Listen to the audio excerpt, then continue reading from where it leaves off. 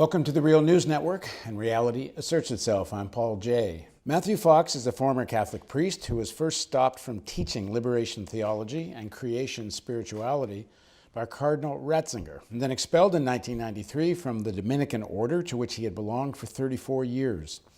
Matthew is the author of over 36 books, including Letters to Pope Francis, Rebuilding a Church with Justice and Compassion, Occupy Spirituality, A Radical Vision for a New Generation, and The Pope's War, Why Ratzinger's Secret Crusade Has Imperiled the Church and How It Can Be Saved. He currently serves as an Episcopal priest and lives in California. There's a fight going on within the Catholic Church, focused on the scandal of pedophilia and the criminal cover-up of such by the church hierarchy.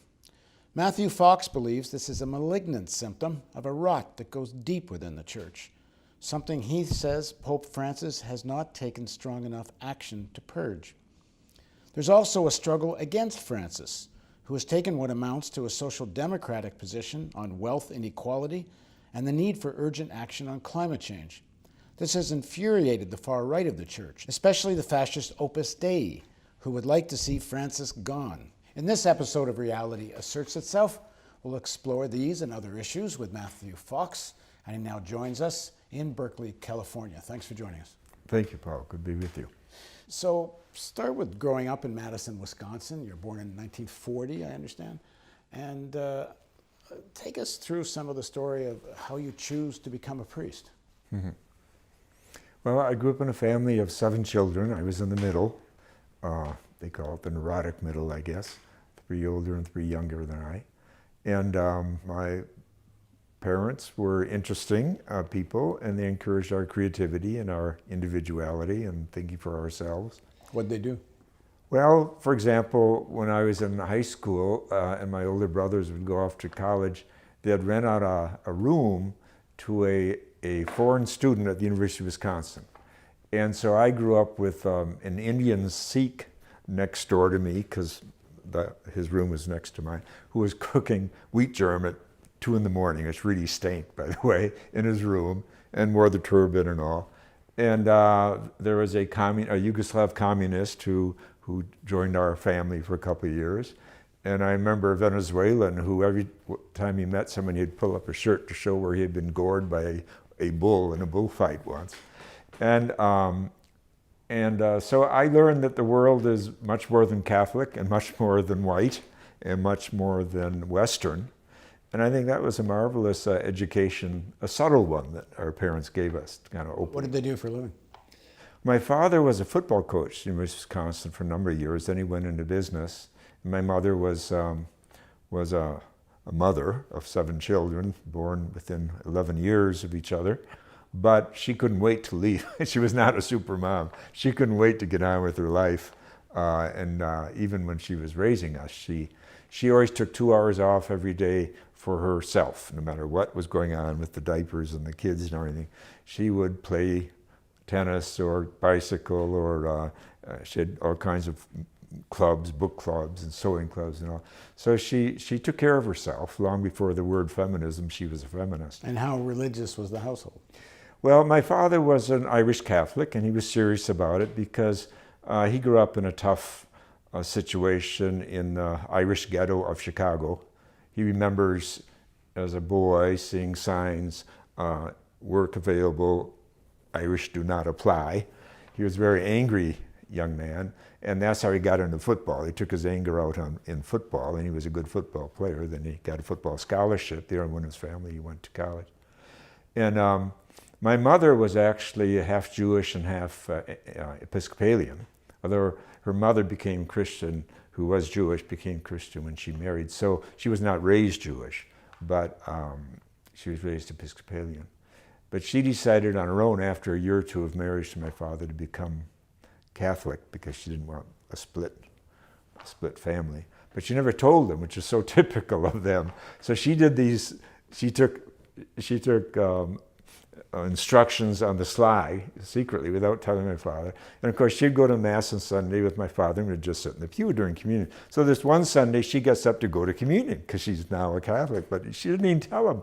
So they have this fight in the aisle of church at communion time. My father's like, "You can't go to communion, you're not a Catholic." "Yes, I am." No, there's other fighting. I think this is kind of an archetypal story of them. He was Scorpio and she was Taurus, so there wasn't a lot of compromise there, but they were a very alive couple. And what were the politics of the household? Split down the middle. My mother was a Democrat, my father was a Republican. We used to tell him, "Why do you bother to vote? You're just canceling each other's votes out." So that's how that was. But what kind of Democrat? All became, well, like she voted for Kennedy, and he voted for Nixon back then. And then he voted for Nixon again, and then regretted it with Watergate and everything. He, of course, he was older then, but he kind of shut up about Republican politics after Watergate. And as you sort of start becoming conscious of politics and stuff, where do you fall? Well, the whole family fell with my mother to the left, except my one brother who went to West Point. Of course, when I was studying as a Dominican and so forth, I was exposed to, especially when I went to Paris to study, I was very much exposed to the Marxist way of seeing the world. And this was a big part of my education, and of course Latin American liberation theology and so forth that was going on in the late 60s. In fact, I studied with Père Chanou, who many people would credit with being kind of the grandfather of liberation theology, because he comes out of the worker priest movement in France after the war. So he was working with the Marxist unions. That's what the worker priests were doing. And he was the leader because he was the most educated. He was an intellectual, a theologian. He was silenced by Pope Pius XII for 12 years. And he was my mentor. He's the one who named the creation spiritual tradition for me in my studies in Paris. And actually it was Thomas Merton, the Catholic monk, who, by the way, has just been proven was murdered by the CIA in 1968 in Thailand. I knew that already, but now there's a whole book about it called The Martyrdom of Thomas Merton. He's the one who sent me to Paris to study. I asked him, where's the best place to go to get a doctorate in spirituality? And he said, go to Paris. And that's where I met Chanou, my mentor. And he comes out of the worker priest movement and liberation theology, because what he would go to these union meetings in Paris in the 40s and 50s, and he'd be in the back, and at the end of the meeting, the head guy would say, "Well, Père Chanou, what'd you hear us talk about?" So he would just give feedback. And that's really the basic methodology of base communities and so forth, is, to listen to the people and to feedback what you're hearing, You sort of come to consciousness, at least politically, right in the midst of the Cold War. McCarthyism, pledge of allegiance to the flag, the enormous anti-communism, anti-socialism, anti-leftism. How much does that influence and pervade your life? Well, and of course the civil rights movement too, beginning in the late 50s, was certainly part of my generation too. But yeah, I remember going, when I was a kid, we had just gotten TV. We were the last ones in the neighborhood to have a TV. And the Army McCarthy hearings were on all day. And I would run home for lunch to see as much of this I could see. I was and I have these deja vu experiences now when I watch the Trump thing going on, And of course, Trump is directly related to McCarthy by way of Cohn, Roy Cohn. He was on TV with McCarthy. It's very sinister. Even then, he was a sinister lawyer coaching McCarthy. So, there's a real link there. But I found all that very fascinating. And then, of course, like I say, the civil rights movement, of course. But how much, if any, do you internalize of this kind of Americanism? Well, of course, even then, even though I was like 12 or 13, I was beginning to wake up and say, who is it? Because McCarthy was from Wisconsin, and I was from Wisconsin. And he was a Catholic, supposedly. And so I was really questioning, what is all this stuff, But then I began to learn pretty fast that there are different versions of being a Catholic and of being from Wisconsin. You're in high school, and you went to public high school, and my friends were Jewish or Protestant or agnostic, so we'd have these great debates, philosophical debates about life and all.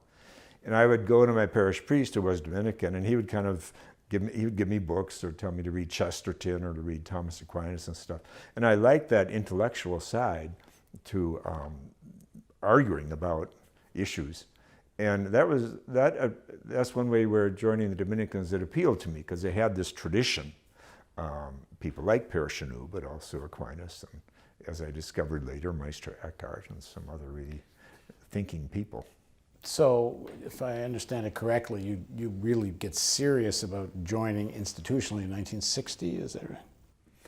Yes. Well, when I graduated from high school in '58, I went on a retreat my senior year in high school to the Dominican House of Studies in Dubuque. And I was very moved by three things. One was the intellectual life. The other was a community life. And of course, I'd come from a big family anyway. And the third was the aesthetic of seeing these semi-monks, kind of half-monk, chanting the Psalms in Latin and all that. I just felt that in my heart, that there's something powerful. So I thought I would give them a try. So in 1958, actually, when I went to college, it was in Dubuque, and the Dominican order at that time had young men who were interested living together and kind of learning more about the order while going to a regular liberal arts Catholic college and participating that way. So that's how it began. And then 2 years later, then you join the novitiate, which was a more rigorous baptism, if you will, into the order.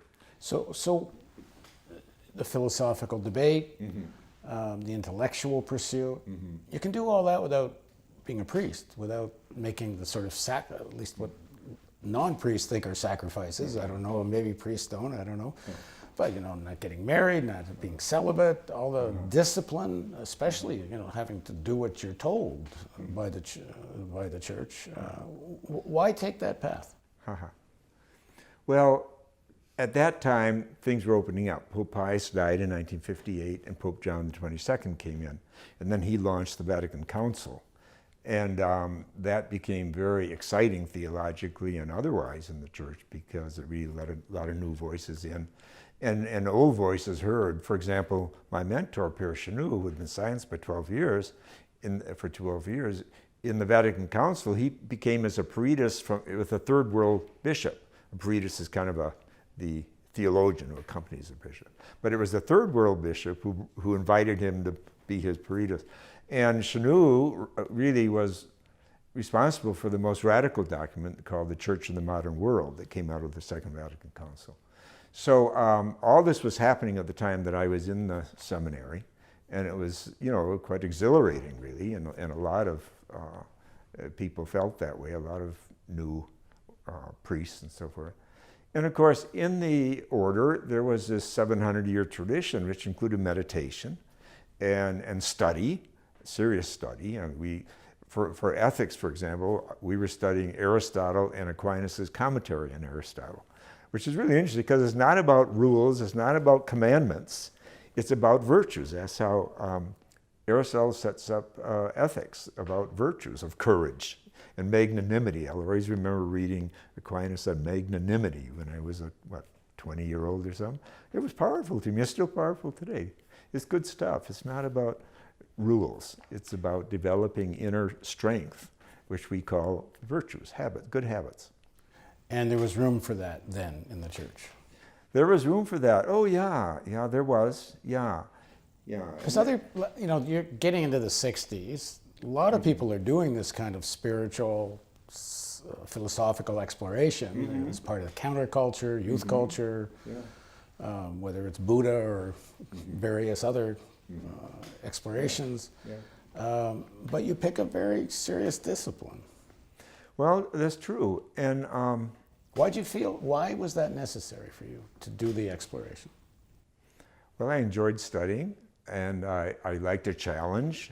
I enjoyed sports, and I felt there was this challenge to kind of grow intellectually and grow psychologically, if you will, to mature. I just found it interesting. And then going to Paris, I landed in '67, so I was there for '68 when the huge events happened that brought de Gaulle's government down and Cohn-Bendit and all the Marxism and everything. And I made good friends with young Dominicans who were studying Marx and theology in Munster, with Johannes Metz, who called himself a political theologian, and people from Spain and of course my closest friend actually was from Spain, and he was involved with the overthrow of Franco. In fact, he was on the first government after Franco was socialist. He was a cabinet minister. He had left the Dominicans by then, and he was like the cultural minister or something, because he had a price on him. When he was studying in Munster, getting a doctorate in theology, political theology, Franco's men tried to kill him. And he had to sneak back into his country to visit his family. He was from a very poor village. He used to say the big deal in the village was Saturday. They had the one television set in the middle of the village to watch the bullfight. That was the big thing going on in the village back then. But he was an amazing guy. He's a professor now at a university. But so there was a lot of vivacity, a lot of life going on. And the young Dominicans in Europe, we all got together for a big event for a week or so to criticize the order and criticize the church. And I was involved in that. In fact, they elected me the head person at the end. I gave a speech that I guess people liked, but also it was partly political because I was outside some of the intra-Nicene fights of the Europeans. But all that was very much part of my education, my awakening, I think. If studying Marx and engaging with Marxists in Paris is part of the awakening, that doesn't necessarily lead to 34 years in the church. How did the ideas of Marx jive with the ideas of your version of Catholicism? Well, of course, Catholicism has lived for about 2,000 years, and so it's covered a lot of history, and there's a lot of history there. And so the early church lived in many ways a life of sharing, and in many ways you might even call it a Marxist view of the world. And monasticism too is about sharing. The vow of poverty is about everyone having equal opportunities and so forth. So there's a lot of kind of hidden wisdom within the monastic tradition, I think, about community life. And community means equality. And obviously this gets poisoned at times, but it's there. So that's the thing about Catholicism. It has an incredibly rich and diverse lineage if you start taking apart. And then, for example, each order has its own charism. There's the Jesuits, and growing out of the 16th century Reformation time. But the Dominicans, of course, were a response, as were the Franciscans, they grew up at the same time, to the corruption of monasticism, because monasticism had become too successful under feudalism. And so that's where Francis and Dominic both broke really violently with it in the early 13th century. And when capitalism displaced feudalism. And the vow of poverty under the Dominicans and Franciscans was really an effort to resist feudal privilege and monastic privilege, and to be with the poor, etc. So, there's an amazing history there. And then, of course, later I discovered Meister Eckhart, who's my favorite mystic. He was a Dominican and condemned by the Vatican a week after he died. But Ernst Bloch, the Marxist philosopher, says that Eckhart was a big influence on Karl Marx. Why? Well, he said that he critiqued the having neurosis better than anyone who's ever lived. No, Erich Fromm said that Eckhart critiqued the having neurosis. But Ernst Bloch says that Marx was really influenced by Eckhart, because Eckhart's mysticism was not about escaping the world or flying off someplace. It was about staying in the world and struggling for justice. And Eckhart was very involved in the women's movement, the Beguine movement of the Middle Ages, and the peasant movement. He was the first theologian to preach in the peasant dialect language to the poor. And at his trial, we discovered the transcripts in the late 19th century. At his trial, they said to him, "Why are you preaching to the poor in their own language, telling them that they're all divine and they all have this power. And they said, if you'd preach like others in Latin, we'd let you go, because this wouldn't disturb the poor people. They don't know Latin. Did Eckhart say, "Oh, I'm sorry, I'll never do it again"? This is what he said. He said, "The poor need to learn, and if they do not, they will never know how to live or why to die." 10 years after he said that, the peasant wars broke out in Germany, and tens of thousands of peasants were murdered. So he was aware of the growing gap between have and have-nots, and he tried to do something about it by supporting the have-nots, giving them their dignity back. And that's why he was condemned, that and his support of the women's movement, the Big E movement. So it's highly political, and yet he was so deep in his mysticism that in many ways he was very, very Buddhist. I've written about that. Eckhart was very Buddhist. In the next segment of our interview, we'll continue the story of Matthew's journey, which leads him, not too much longer, into a direct confrontation with what many people think is a pretty much feudal hierarchy within the Catholic Church. Join us for that on Reality Asserts Itself on the Real News Network.